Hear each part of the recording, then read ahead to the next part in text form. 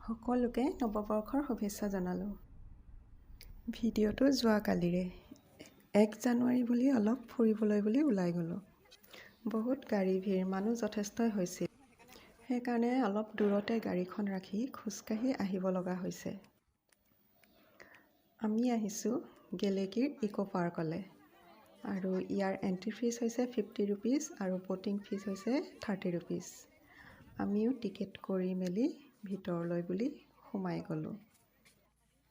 1 জানুৱাৰী বুলি মানুহ কিন্তু যথেষ্টই হৈছিল।